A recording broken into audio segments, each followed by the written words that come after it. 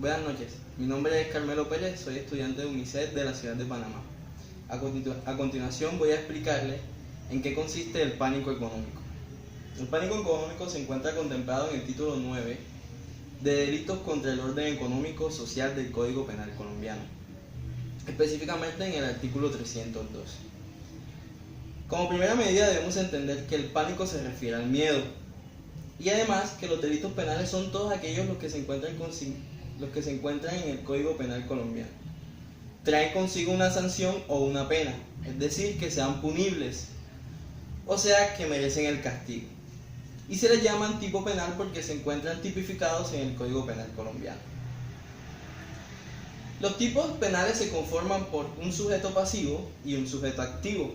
El sujeto pasivo es quien sufre la consecuencia del delito y el activo es quien comete el delito. Y se caracterizan por llevar verbos rectores.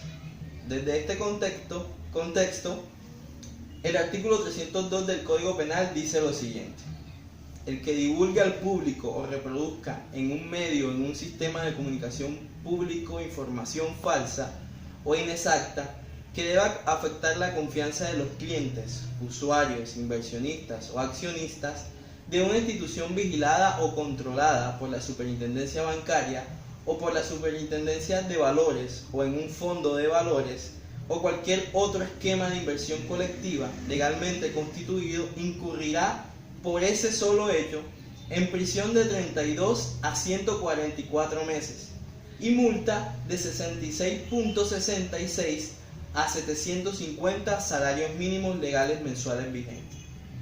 En la misma pena incurrirá el que utilice iguales medios con el fin de provocar o estimular el retiro del país de capitales nacionales o extranjeros o la desvinculación colectiva de personal que labore en empresa industrial, agropecuaria o de servicios.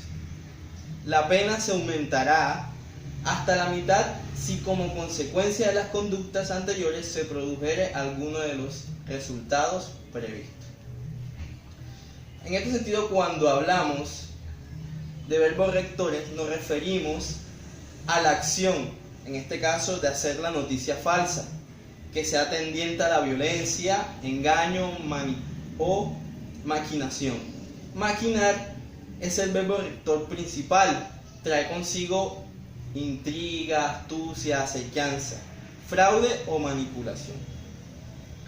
El artículo se refiere en sus comienzos, cuando empieza el artículo, dice el que.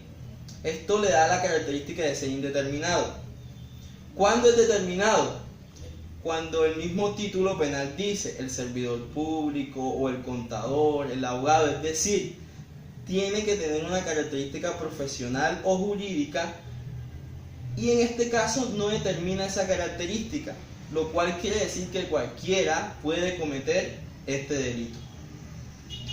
El sujeto pasivo en este caso es el orden económico social, que es el que se encuentra vulnerado por el delito y está a cargo del Estado o quien se encuentre a cargo de la Dirección General de la Economía y quien tenga la obligación de preservar el orden económico social.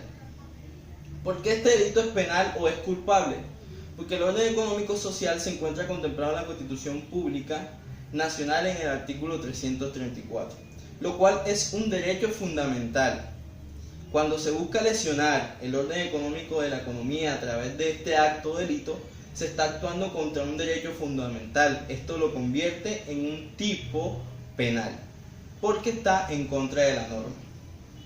El pánico económico puede perjudicar el desarrollo normal de algunos participantes económicos, por ejemplo, los inversionistas, los consumidores, los proveedores, que al contemplar una noticia falsa pueden tomar decisiones equivocadas que pueden perjudicar el orden económico, desde una empresa o un mercado activo económico hasta la economía de un país.